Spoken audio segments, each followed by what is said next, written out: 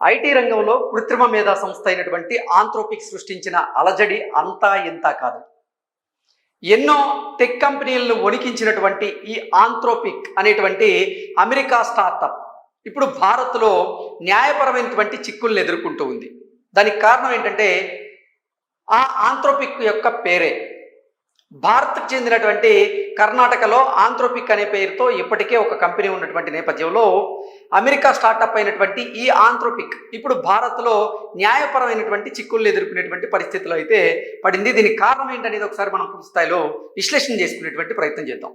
IT రంగంలో కృత్రిమ మేధా సంస్థ అయినటువంటి ఆంథ్రోపిక్ సృష్టించినటువంటి అల్లజడి అంతా ఇంత కాదు. టెక్ కంపెనీల్లో భయపెట్టిన ఈ అమెరికా స్టార్టప్ కు ఇప్పుడు భారత్లో న్యాయపరమైనటువంటి చిక్కులు ఎదురవుతూ ఉన్నాయి.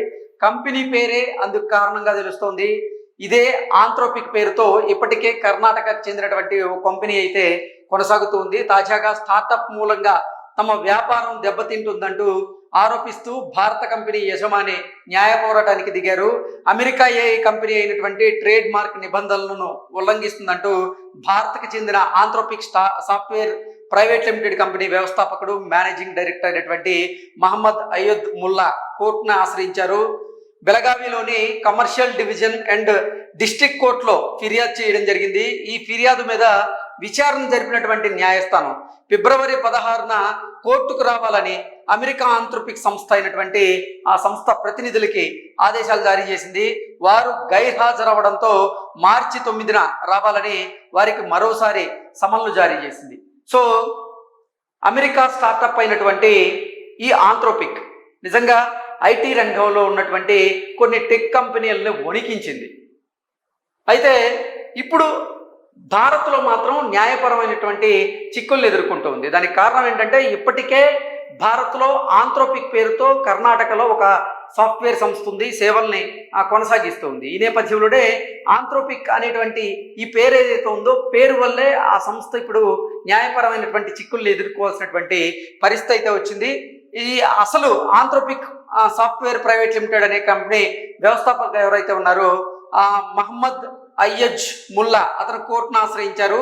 బెలగావిలో ఉన్నటువంటి కమర్షియల్ డివిజన్ అండ్ డిస్ట్రిక్ట్ కోర్టులో ఆయన ఫిర్యాదు చేశారు. ఆయన ఫిర్యాదు మేరకు విచారణ జరిపినటువంటి న్యాయస్థానం ఫిబ్రవరి 16న కోర్టుకు రావాలని అమెరికాకు చెందినటువంటి ఏఐ స్టార్టప్ అయినటువంటి ఆంథ్రోపిక్ సంస్థ ప్రతినిధులకు అయితే ఆదేశాలు జారీ చేశారు. అయితే వారు గైర్హాజరవడంతో మార్చి 9న రావాలని మరోసారి వారికి సమన్లు అయితే జారీ చేయడం జరిగింది. ఇక ఆంథ్రోపిక్ సాఫ్ట్వేర్ ప్రైవేట్ లిమిటెడ్ కంపెనీని 2017లో స్థాపించారు. అప్పటి నుంచి ఐటీ రంగంలో ఈ సంస్థ సేవలు అందిస్తూ ఉంది. తాజా పరిణామాలపైన ఈ కంపెనీ ఎండి అయ్యజ్ ముల్లా మాట్లాడుతూ మాది చిన్న సంస్థే కావచ్చు, కానీ ఈ బ్రాండ్ పేరుని మేమే ముందు నుంచి వినియోగిస్తూ ఉన్నాం. విద్య, కనెక్టివిటీ, సేఫ్టీ వంటి రంగాల్లో డిజిటల్ ప్లాట్ఫామ్లను అభివృద్ధి చేశాం. ఆంథ్రోపిక్.in పేరుతో మా కార్యకలాపాలను సాగిస్తూ ఉన్నాం. మా కస్టమర్లకు ఈ పేరే తెలుసు. ఇక అమెరికా ఏఐ కంపెనీ అయినటువంటి ఆంథ్రోపిక్ 2021లో ప్రారంభమైంది. మా పేరునే ఉపయోగించి వారు స్టార్టప్ని ఏర్పాటు చేశారు.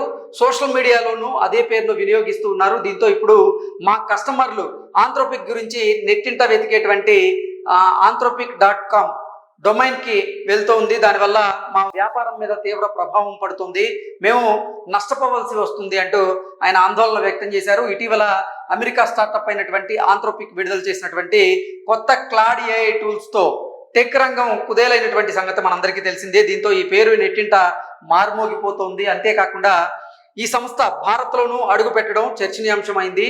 ఇటీవల బెంగళూరులో తన తొలి కార్యాలయాన్ని ప్రారంభించింది. మరోవైపు ఈ ఏఐ స్టార్టప్తో భారత టెక్ దిగ్గజం ఇన్ఫోసిస్తో జట్టు కట్టబోతోంది. సో మొత్తంగా చూసుకున్నట్లయితే అమెరికాకు చెందినటువంటి కృత్రిమ మేధ సంస్థ అయినటువంటి ఆంథ్రోపిక్ సంస్థ ఇప్పుడు భారత్లో న్యాయపరమైనటువంటి చిక్కులను అయితే ఎదుర్కొంటూ ఉంది. దీని మీద మార్చి 9 ఒక స్పష్టత వచ్చేటువంటి అవకాశం అయితే ఉంది. Thank you so much.